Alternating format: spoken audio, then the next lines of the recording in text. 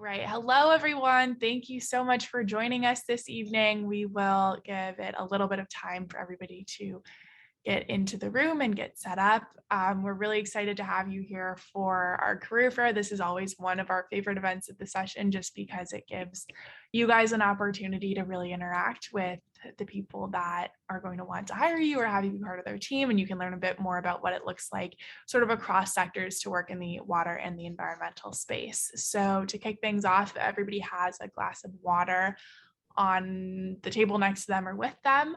And we're just going to say gratitude, obviously, to the amazing speakers that we have presenting to us today, and also to our emissaries, because you guys have gone through this entire program with us, and it's been really incredible to get to know all of you and learn what you're passionate about and see you connect with each other and with the team over the past 6 weeks. So we are grateful for everybody today, and we will drink to that. Cheers. Cheers. And our speakers, we do have our list of presenters in the chat. So Rebecca, if you want to kick things off and get us started, that would be awesome. Sure, my pleasure. Let me put up a couple of slides on the screen here, just so I can walk through them a little bit. Great. I'll be quick though, I promise. I'll only take my 3 to 5 minutes. Validating you all can see my slide? Yes. Okay. So, my name is Dr. Rebecca Teeters, and I work for 3M, obviously. And, this is a fairly iconic company. I think most people are aware of at least a few 3M products.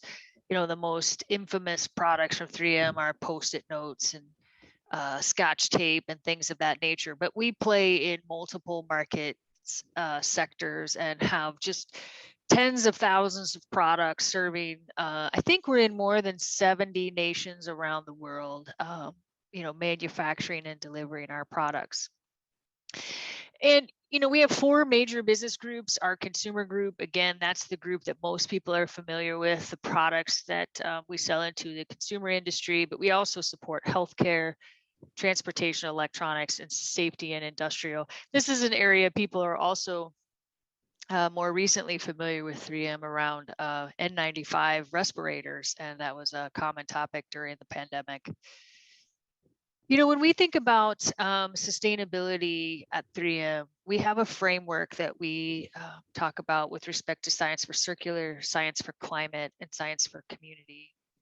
And squarely in the science for circular is designing our solutions to do more with less material, including doing more with less water, and then improving the quality of any water that we might actually use in our manufacturing processes. So about a year ago, we announced a $1 billion investment over the next 20 years, and we will exceed that for sure, to address water usage reduction, our carbon neutrality goal, and to install state-of-the-art water purification technology across all of our largest water using locations, with the idea of returning higher quality water to the environment after use in our operations. So it actually comes out cleaner than what it went in, is our intention at our global manufacturing locations. And then, of course, reducing our dependence on virgin fossil-based plastics. But this water space is the space that I play in every day at 3M.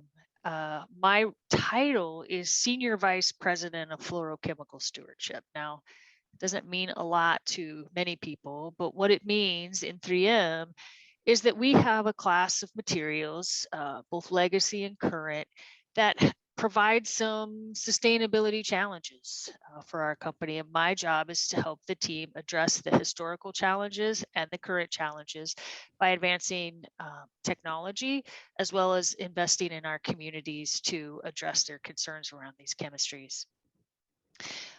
We have a strong history in investing in individuals like yourselves that are what I call fringe thinkers, the ones that are willing to challenge the status quo and really push a company like ours to think differently about the world and to innovate products and technologies to solve the world's largest problems. And so we have a variety of opportunities for students across our company. My area and our sustainability group is in our research and development organization, which we have many opportunities in this space, as well as opportunities across a variety of other locations. And then there is a link in the slide deck, which I can provide, obviously, to the website that will take you to some of the entry-level career opportunities and internships and other things that exist at 3M. And then, of course, I'm willing to help out in any way I can. So that's a brief overview of 3M, and I will stop sharing. Fantastic, Rebecca. Thank you. Yeah, my pleasure. Awesome. Thank you so much. Up next, we have Danny Wright from Gravity Water. Hi, Madeline. Thanks for the intro, and nice to meet everyone here. See some familiar faces from last time, which is nice. Go ahead and pull up my screen as well. Danny, can you speak up a little bit? Having a little trouble hearing you. Yeah, definitely. I'm calling in, so Great. Hopefully it will stay clear and loud. How does that sound? That's good. Thank you. All right. Awesome. Okay, great. So I'm representing Gravity Water. We're in the nonprofit sector. I believe me and Lauren are going to be representing that with One Tree Planted. But here's a quick intro to kind of what we do with Gravity Water. So our role with Gravity Water is, and our mission is really to focus on turning rain into safe drinking water for schools in need. And we do this through a very simple technology and approach, what we consider low technology. And how it works is we combine three main elements of harvesting rain at schools, setting up rainwater catchment systems to pre-existing structures at schools, storing that water elevated, and filtering it only using gravity. And this process allows us to provide communities that don't have access to safe drinking water on site. We focus on rainwater harvesting for a few reasons. First and foremost, the challenge with the global water crisis, which I'm sure you're all aware of, is that we still have about 1 in 4 people drinking water that's contaminated with feces, and accessing fresh and safe water is a major challenge. However, rainwater is considered an improved drinking water source by the World Health Organization, mainly because it doesn't come into contact with human waste and other pathogens, pollutants, and different elements that can create water-related illness. Also, a huge majority of the global population that lacks access to safe drinking water lives in the tropics and subtropics, and this makes sense. If you look at a map of human development and growth over the centuries and overlay a precipitation map, you'll see major correlation. People are where water is.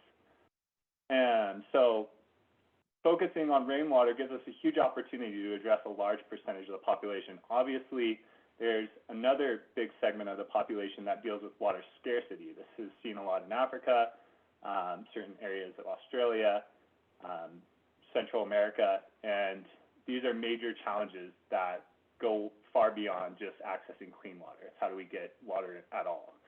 But Gravity Water really focuses mainly on providing clean water quality through rainwater harvesting.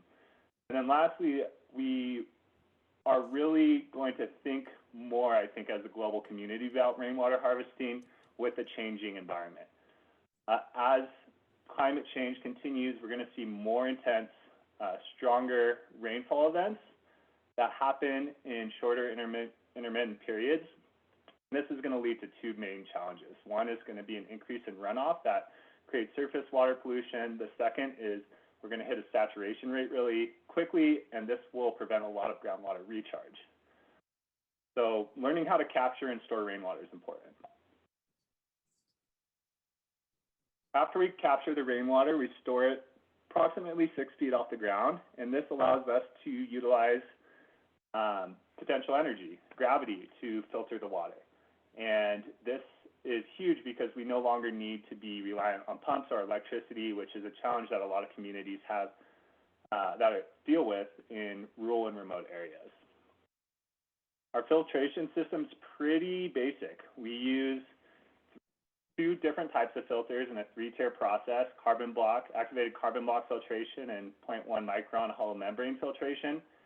And these 2 technologies actually do wonders when it comes to creating safe water. They remove a lot of the pollutants that are inorganic, such as metals and chemicals, not all of them. But most importantly, they remove parasites and bacteria, which is by far the biggest cause of water-related illness around the world. So one of the reasons we take such a low-tech approach to our solution is because we really have a strong community-based focus. And what we learned is that through creating a simple solution, we're really able to work with communities to create empowerment, to source the materials locally, work with local skill sets. And this allows long-term resilience in our systems, easy access to maintenance, and creates a very scalable model because we don't need to import skills or materials into these communities. We have a really strong focus on schools, and the reason why is because this is the main demographic that suffers from water-related illness is young children. And a lot of these children actually have access to safe water at home through boiling water or through purchasing bottled water. However, many of these schools don't have the capacity to boil 500 liters of water a day or purchase that. So we're really trying to close the loop in improved water access for these communities. So over the years, we launched in 2016 in Nepal following the earthquakes, and we've worked in 5 different countries. However, the majority of our work is in Nepal and Vietnam. We do some contract projects out in other countries with other nonprofits, but by far and large, I'd say 95% of our impact comes in these 2 countries. And since we started in 2016, we're currently working, I think the number is around 68 or maybe even 71, I think, as of today, schools and communities, and over 40,000 students and community members we serve through this, with around 33,000 drinks from our systems each year. So that's who we are. We have a lot of opportunities for getting involved with Gravity Water. And some of those include, almost all these opportunities include professional skill development, mainly on the back end side. So though I know it's really exciting to go in the field and build clean water projects, we're doing our best to actually try to have as little interference with the process overseas as possible.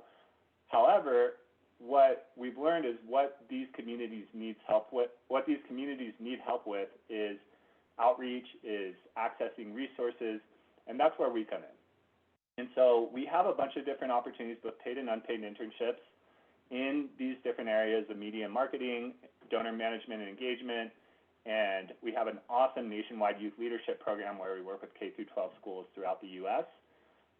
So we have these opportunities available, start from 6 to 12 months, and we do invite our interns and team members to come out on trips with us, which is also pretty awesome. So if you have any questions, feel free to reach out. Here's my information. You can shoot me a message privately on Zoom. Otherwise, feel free to shoot me an email and we can connect. Thank you, Danny. Awesome. Thank you so much. All right, Sue, if you want to go next. Thank you. I'm just going to pull up my slide. Sure.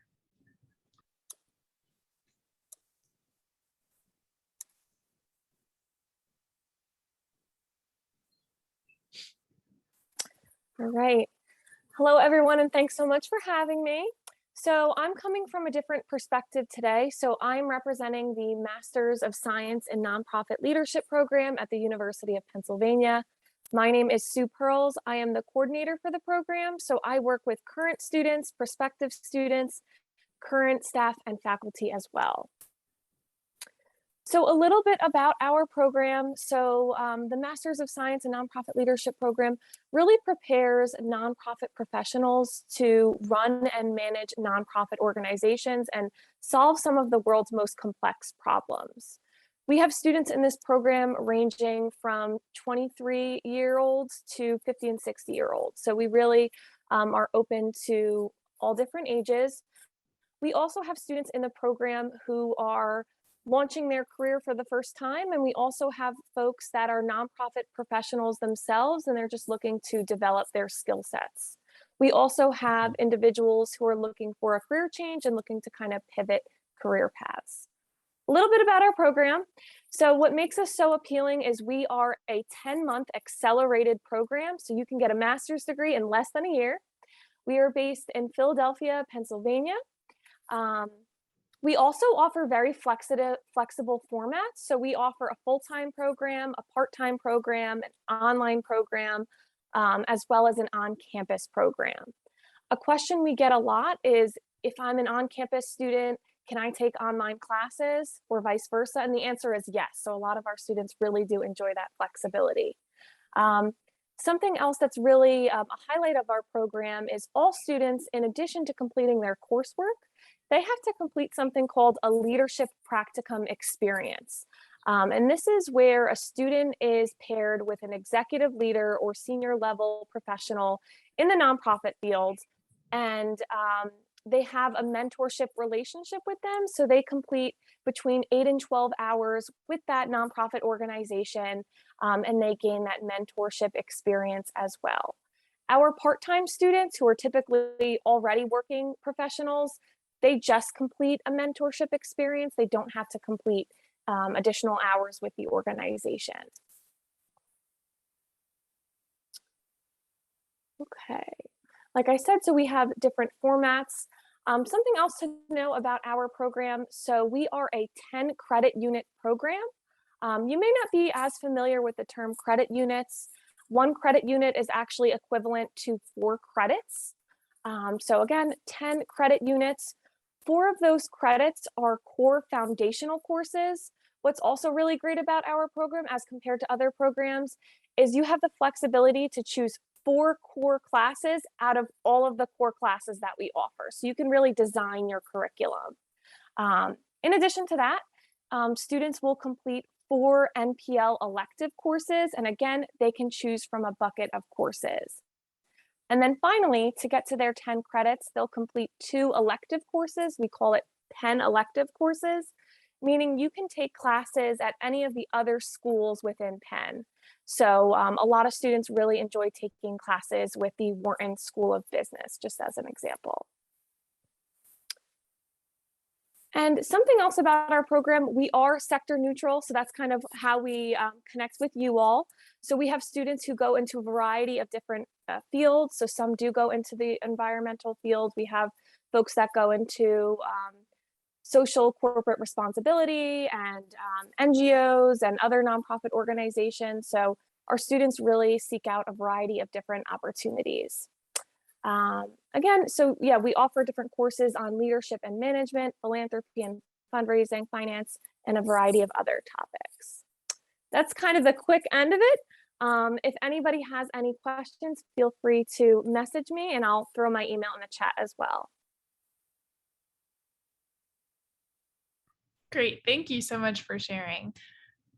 All right. Yes, so that's great. I'm ready to go back to school. We have Jeff up next.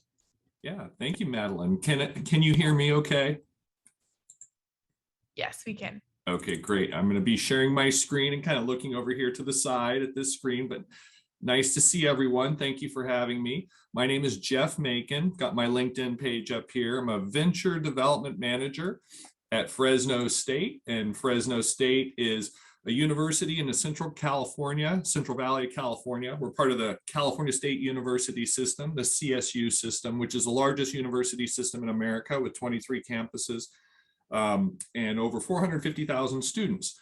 And at Fresno State, we focus a lot on water. In fact, we have our California Water Institute navigated here to this webpage because water is so important to us in the Central Valley of California.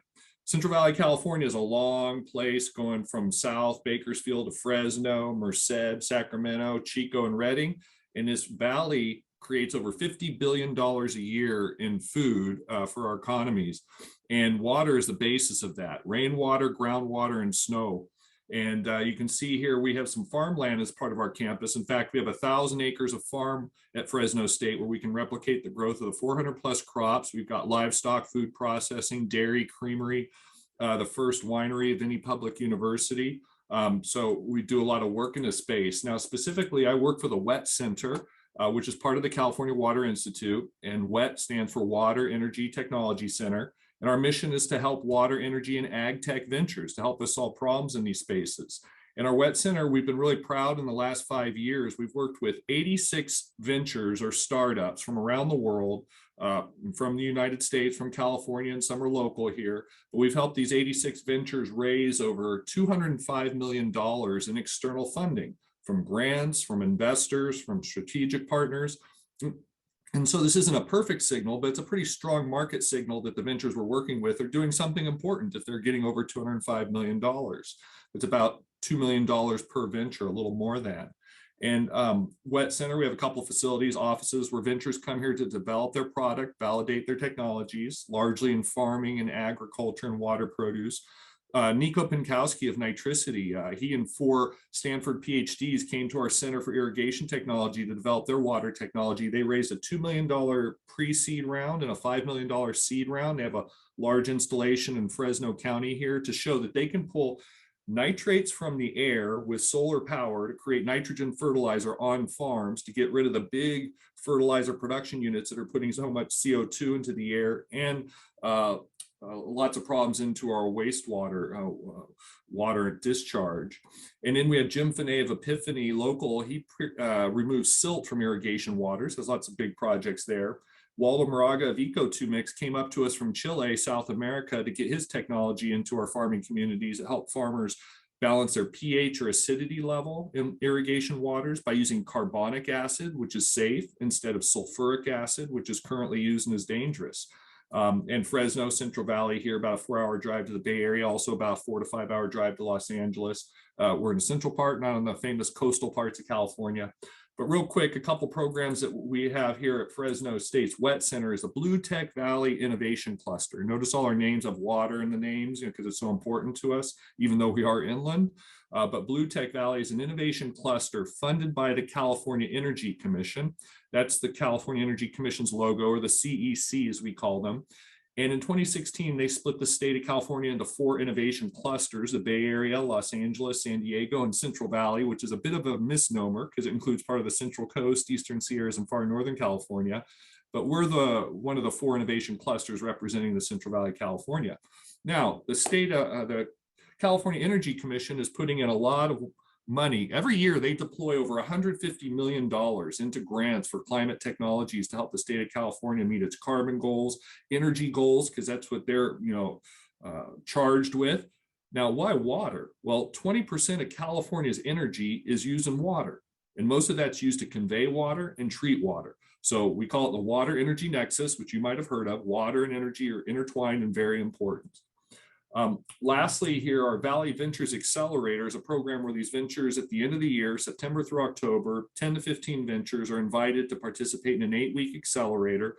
And we've had 7 cohorts with 60 companies who have raised collectively over $124 million, which again is pretty significant. We're pretty proud of that. And if you happen to go to valleyventures.org and look at our cohorts, you can see these 70 ventures, and a lot of them have good funding behind them, good projects, many of them related to water or climate or energy issues. Many of them are looking for jobs and other opportunities that might be of interest to you. And so that's me, Jeff Macon at Fresno State's WET Center. I'll drop my email address into the chat for everybody. Thank you so much for having me. Thank you so much for sharing, Jeff. Next, we have Lauren from One Tree Planted. Cool. Hi, everyone. Super nice to meet you. I'm going to go ahead and share here. Where do we go? All right.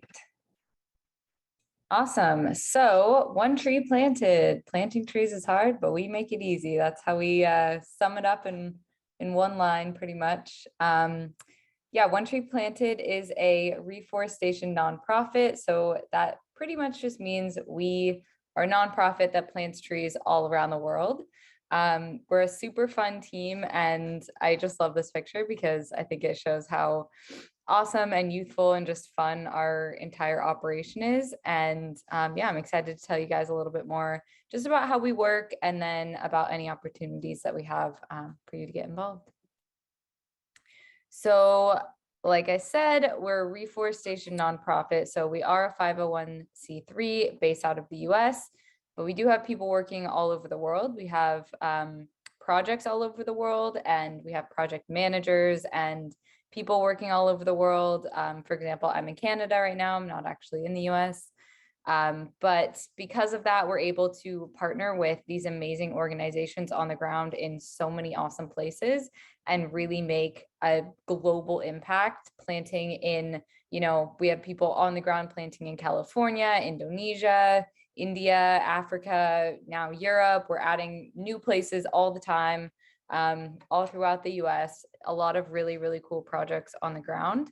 And we do partner with some awesome organizations down here, and we always like to just give a little shout out to them. It's the world of tree planting would be very difficult as one organization. Nothing that we would be able to do would be possible without all of the amazing people that work together, which is one of my favorite parts about working for One Tree Planted, is just seeing how collaborative the entire space is, and how when you get into this type of environmental work, we really are all working towards the same goal, which is just super awesome to see.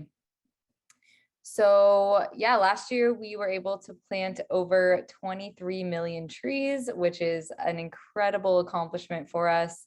Again, spread out all over the world, and we're continuing to grow. This year we will be planting a lot more than that. I don't know the exact number yet, but definitely a lot more.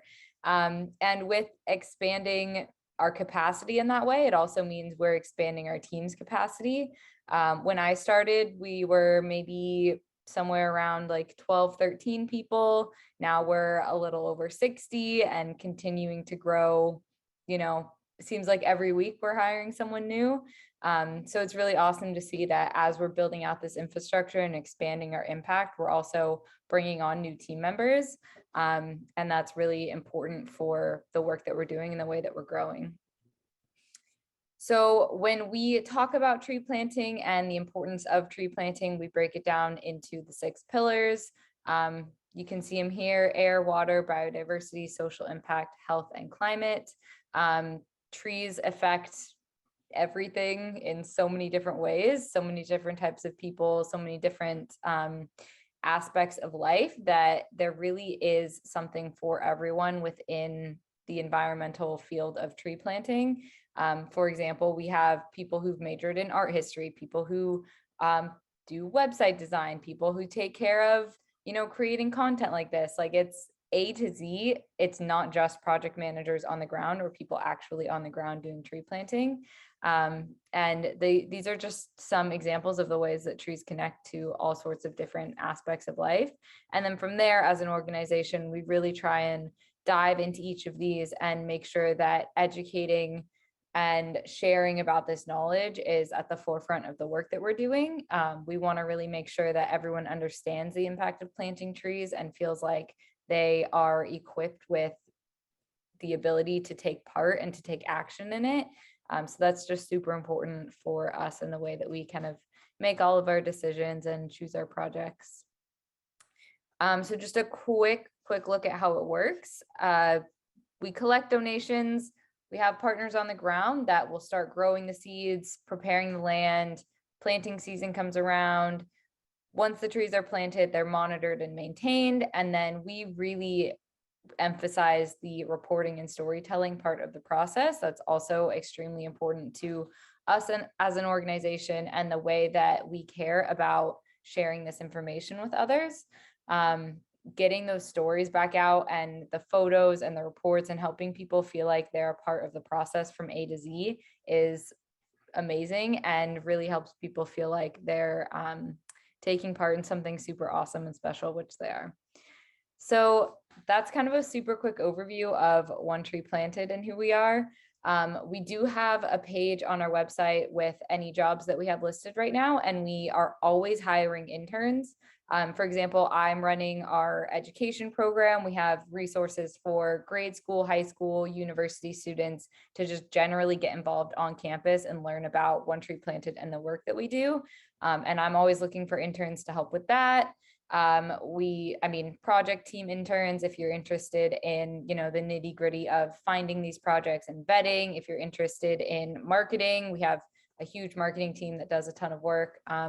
But yeah, I'll drop the link in the chat, but yeah, you guys can definitely check that out. We're also hiring a few other different types of positions, like a junior web designer, stuff like that. So like I was saying earlier, it's super cross collaborative. We love that we can bring in people with all different types of backgrounds, and really just bring all of their strengths together with this like central mission and idea that we care about trees and the environment, and we're all choosing to spend our time working, doing something really important.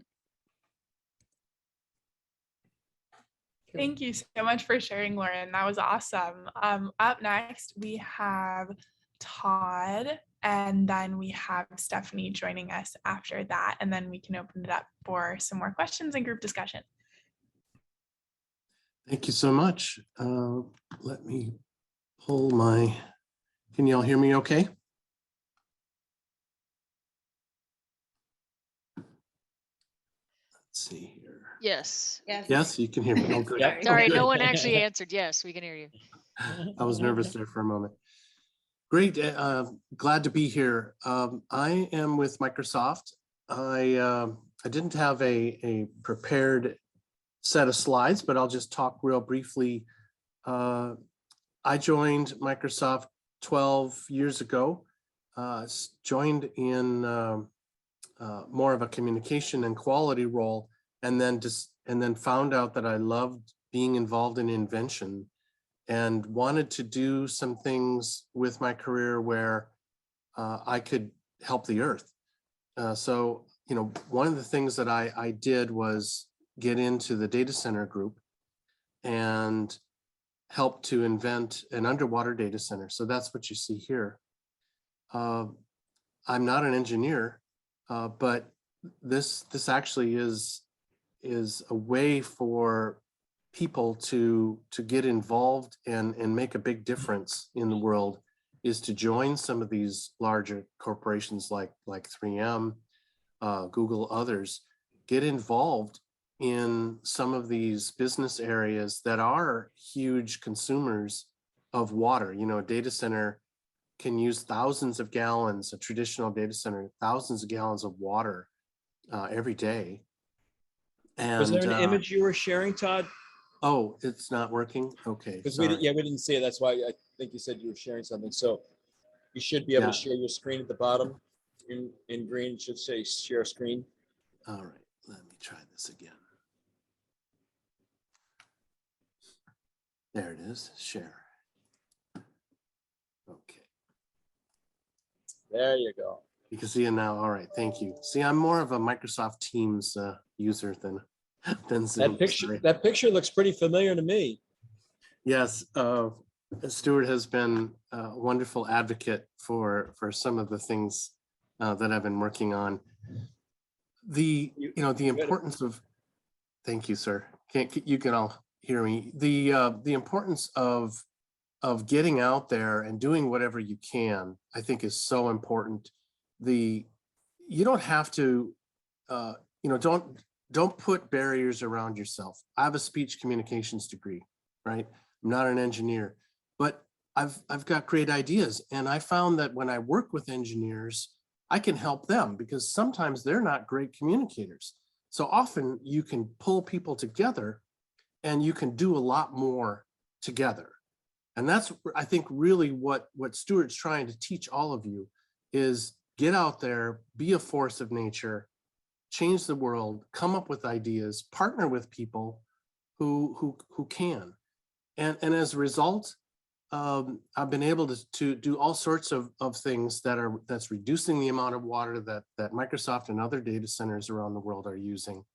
Come up with these crazy ideas like an underwater version. that uses the power of the ocean to cool it, to generate the power and to get the cloud and internet closer to people.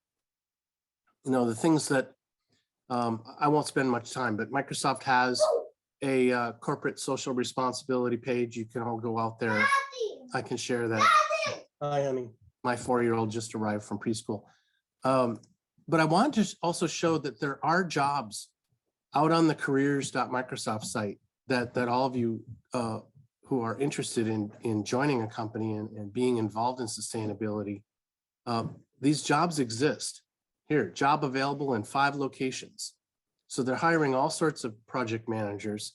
And when I looked at this, this is a 2-year experience and just a bachelor degree, right? So there are lots of entry-level opportunities here with Microsoft.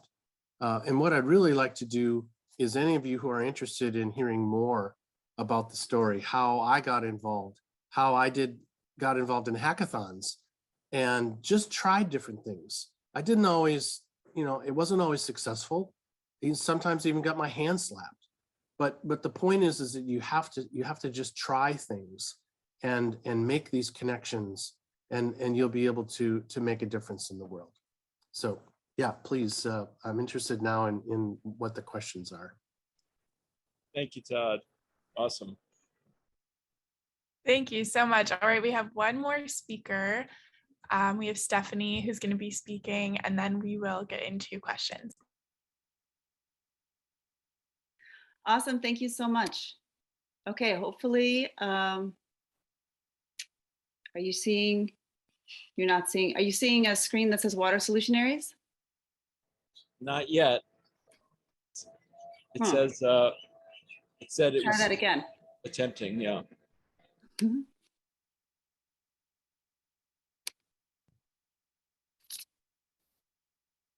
How about that?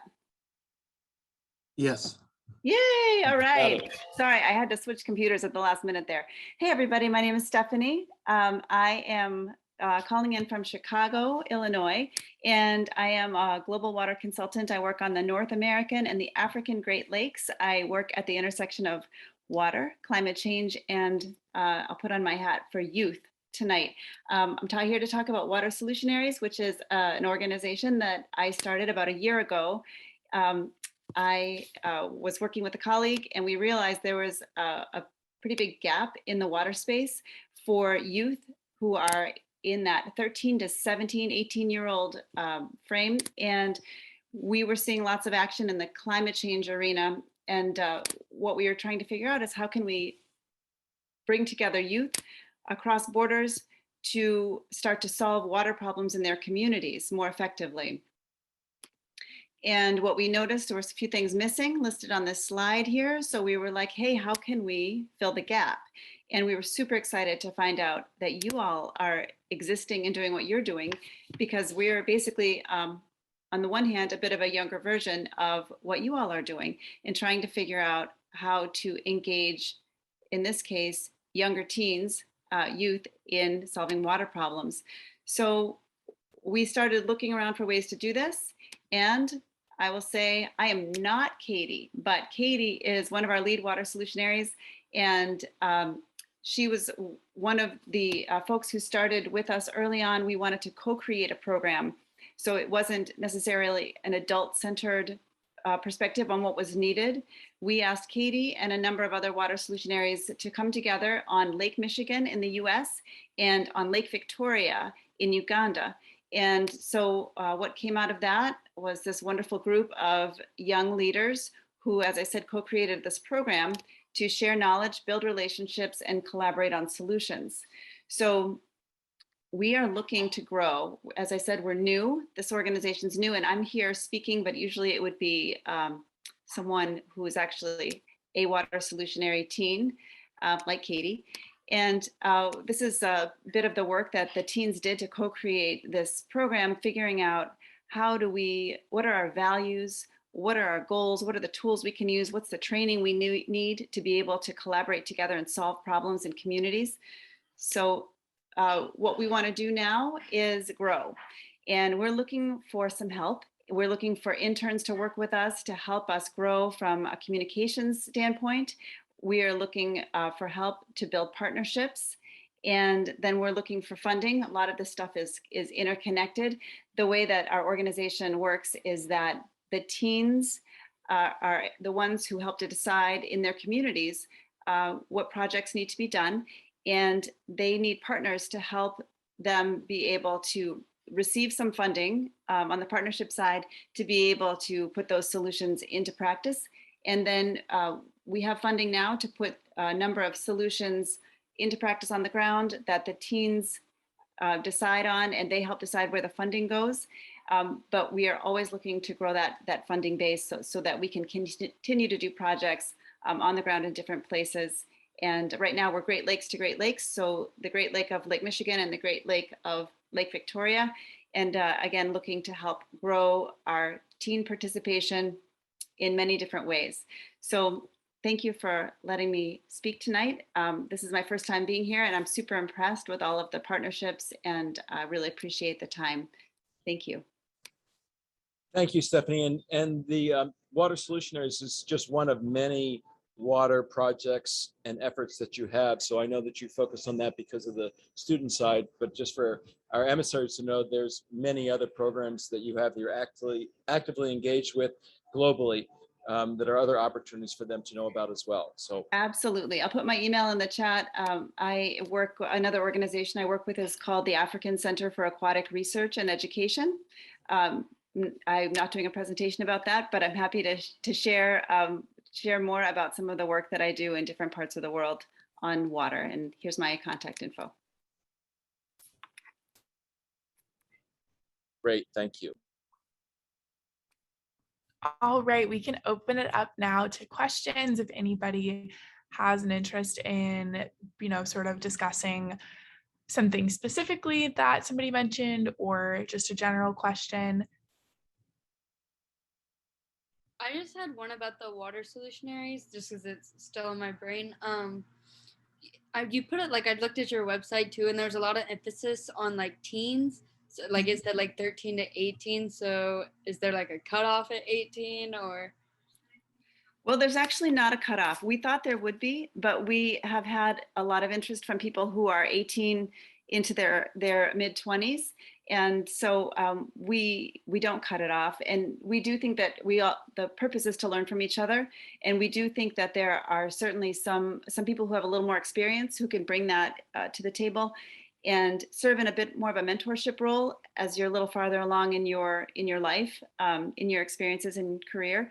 So we are not making a hard cutoff. If you want to join Water Solutionaries, please do.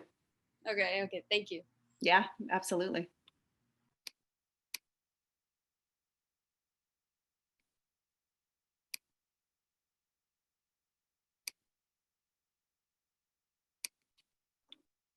I'll just share one more about a partnership that we have with 3M.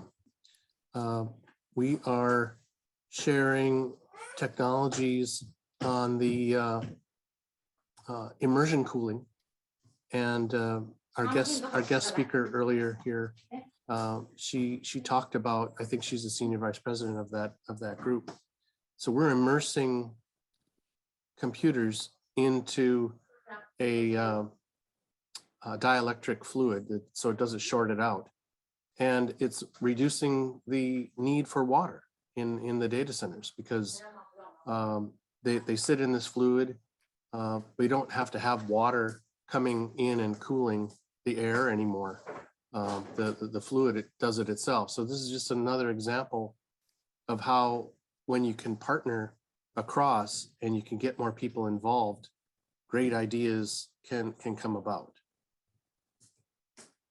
Yeah, Todd, it's interesting. I was just reading an article on the use of heat transfer fluids in the electronic sector, as you describe.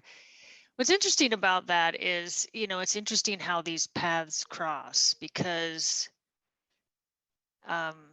these fluids are extremely important in reducing the use of water and allowing industries like the semiconductor industry to be as effective as they are, but they're also materials that can have an environmental impact.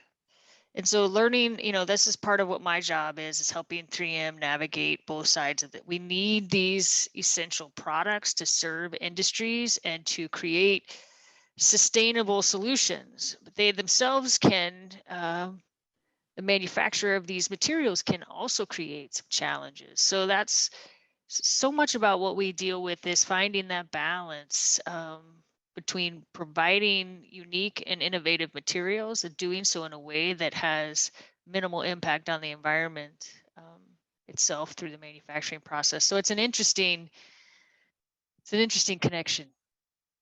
Yeah. Thanks, Rebecca and Todd.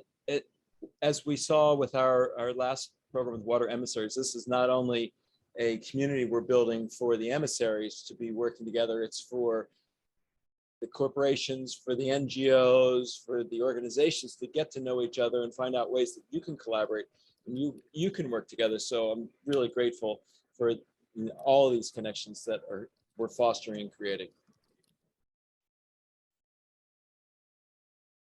Everyone has to have a question. So I know you're sometimes a little shy and a little careful about it, but please avail yourselves of this opportunity. Gargi, you've always got some question percolating there. It's can I get a No minute pressure. to think about it? No pressure. All right, that's fine. Tom, you're up next. I guess I could think of one for Danny about gravity water, and how you sort of allow or help out these communities in sort of like the maintenance cost, or sort of like the maintenance labor of these water filtration systems, because I know that can be a big like issue and hurdle to get over in like working in like these more remote parts of the world, and sort of just inputting this like modern technology in places that it's not really typical to their lifestyle. So do you aid in like the upkeep of these filtrations, or is it sort of up to the community to deal with it once you place it there? Yeah, that's a great question, Tom. Thanks for asking. So that was a big reason we started Gravity Water, was we noticed a major challenge was efficiencies in spending money on water solutions and having pumps fault or break, bringing in technology that couldn't be replaced, all of these challenges that we were dealing with. And so what we really wanted to focus on was a low technology approach. How can we make this as simple as possible with still achieving our objective of limiting waterborne? So every material we use to build our systems actually sourced within, I'd say, 5 to 10 miles of the school, and it's actually built by the local community members. Through this simple approach, this makes maintenance really easy because the principal at the school actually calls the plumber, who he usually has in his cell phone, to contract to build a project, and our national directors work with it.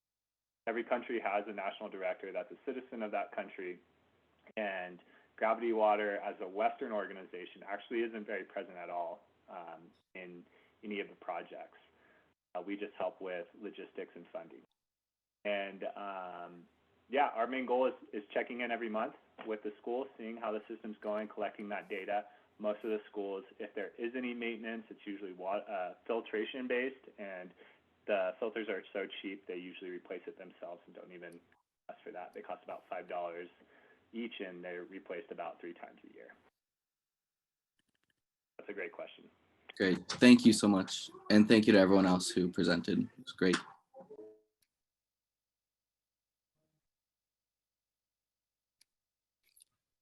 Hey, this is Jeff Macon. Just a quick thought for you guys. You may have heard of the drought in the Western United States. It's been going on, right? Talk about a serious water issue. The worst drought in 1,200 years since 800 AD. Farmers here have got 0% water allocation from the federal government for the 2nd straight year. It means livestock and trees, 1 million acres of farmland in our $50 billion a year ag output could be fallowed in the next few years. Farmers are getting paid to not farm because of water issues. Water drinking issues are results. There's communities in the Central Valley, California, where they're trucking in bottled water because the wells underneath their towns have gone dry. There's towns that the main street is going down 12 inches a year for the past few years because the aquifer underneath is dry and the ground is subsiding. And California isn't the only one with these problems with climate change. Where it's dry, it's getting drier. Where it's wet, it's getting wetter. Lots of meaningful challenges to solve for us and our generation, your generation, and those coming next, right? Thank you, Jeff. Who's got a question for Jeff? I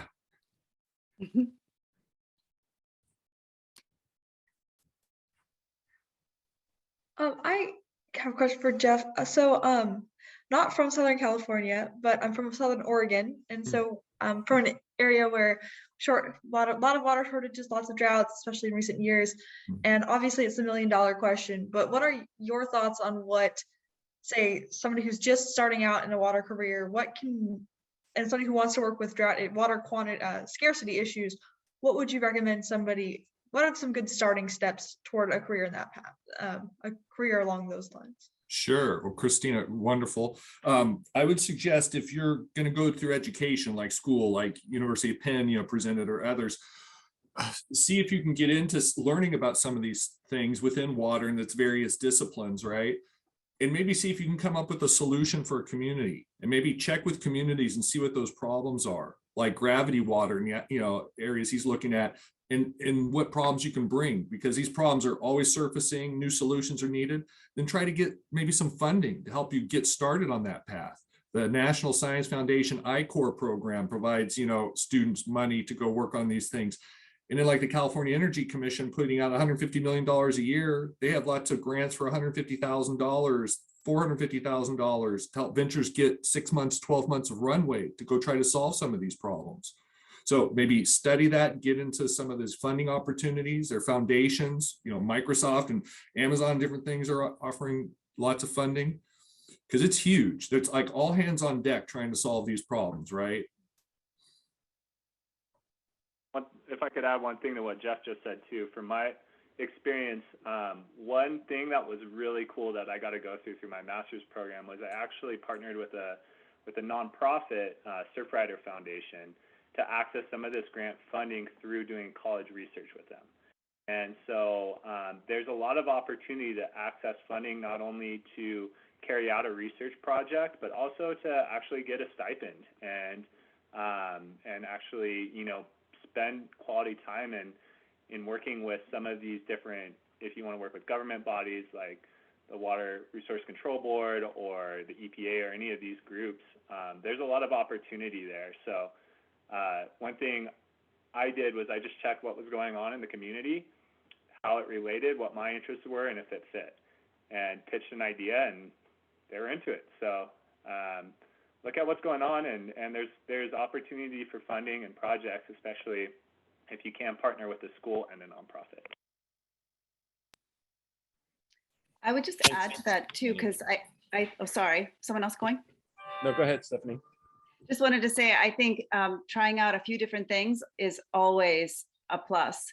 I taught school for a while. I taught 8th graders, taught them science, and then I moved into the nonprofit sector and have worked in and out of, a few different, with for-profit partners. And there's a lot of perspectives to learn from. So I think being able to think about the path not as being always a direct one, but that winding journey is really part of the adventure, and it's part of figuring out what makes you tick, what makes you happy, and what makes you feel like you're contributing to the world. Well said, Stephanie. Hannah? What question? I would say, I just for those that are involved with nonprofits, I want to know what what your favorite thing about working in a nonprofit is, and also what I guess why that why you chose that instead of for profit, I guess. Yeah. If I could say real quick, I work at Fresno State, but part of the foundation, a nonprofit, and I like working in this capacity for a nonprofit to make to provide meaningful solutions to the community. I mean, that's awesome. When you're doing that for work instead of some other jobs where they're not so fun and you don't have much of a North Star, it's wonderful to have that meaning to your thing. And another thing to benefit, if you're going to go into college and have student loans in the US, which are pretty darn expensive, right? If you work for nonprofits or any government agencies for 10 years, you can get the public loan service for forgiveness. You do 10 years in that, your college loans can be wiped out. Not a bad thing. Danny likes it. Me too. How about Sue? Could you comment about? Yeah, absolutely. Hello, everyone again. So as a reminder, I support our Masters in Nonprofit Leadership program at the University of Pennsylvania. I also want to highlight we do have a dual degree program in environmental science and nonprofit leadership. So I'll throw that in the chat in just a moment. That is an opportunity where you can receive 2 degrees in less time and spend less money. So I'll share that in the chat. But what I really enjoy about my experience is I have the opportunity to actually interact with a lot of nonprofits in the Philadelphia area, internationally, and all across the United States. So I really love the community building aspect. So I'd love to build further relationships with some of the partners here as well. Great. Thank you, Sue. Lauren, how about you? Yeah, I mean, all of that stuff is definitely wonderful. I'll also add that I have found it attracts a lot of like-minded people and people who tend to think similarly and also want to be working towards a similar goal. And I just really enjoy that. It makes going to work every day exciting, and I look forward to all of these awesome people that I get to work with, because we're all here for something much larger than ourselves, which is just a very fulfilling way to spend every day. Yeah. Thanks, Lauren.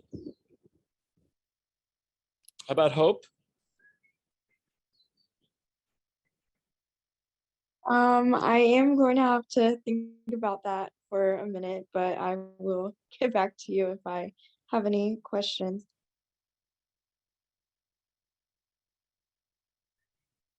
We have just hit 8:30, and I know that some people have to leave for other meetings.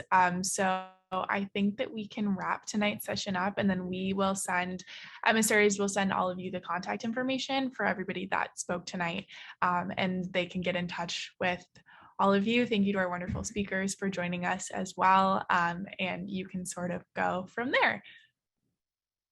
Yeah, well, before we end tonight, I want to, of course, thank the emissaries for being here and being our future leaders. 2, thanks to all of you as our more senior leaders in the world that are in the working world, whether that's the nonprofit or for good world. And also want to give a big shout out to Madeline, who is an active student who has been leading the water emissaries and doing an extraordinary job with her level of passion and commitment. And then also we have West Marin here, who's part of the WELL, one of our advisors in the WELL community, who's become actively engaged with our water emissaries and providing great guidance and mentorship and leadership and creativity. And of course, thanks to water, because that's what keeps all of our lives going in every dimension of our life. Just want to say so we're going to be finishing up our course on Thursday. And just to let you know that we're going to have an extraordinary speaker coming to join us. His name is Dean Karnazes, and Madeline will send you a link to learn about Dean. Dean's a dear friend of mine who has had an extraordinary career himself and ended up deciding to leave the world of the corporate world and really pursue his own purpose and passion, which is running. And he is an ultra marathoner and one of the most extraordinary ultra marathoner athletes in the world. Dean ran 50 marathons in 50 days in 50 states consecutively. And he's just an extraordinary guy who's passionate about health and fitness, and of course about water, because he's got to hydrate himself the whole time that he's running his 100 and 200 miles. So Dean will be joining us and sharing his story and inspiration with us. And I'm grateful for each of you, in particularly the relationship with the corporate world, to be connecting with each other. And I hope that you all will find ways that you can collaborate and work together. And we'll be sharing, contacts and emails with everybody so you can do so. And just deep gratitude for all the work that everyone's doing here, and for us to be this community. That's what we're focused on, is building community and bringing more of us together to talk, to get to know each other, to collaborate. And it's not just about making money. I mean, that's a good part of it, about your career and making money. It's really about how do we support each other in all domains of life. And, we all have our challenges. We all have times when things are tough. And to have community to know that we're here for you and care for you and support you, that's really what we're looking to see us continue to build with each other. So thank you for being part of this community.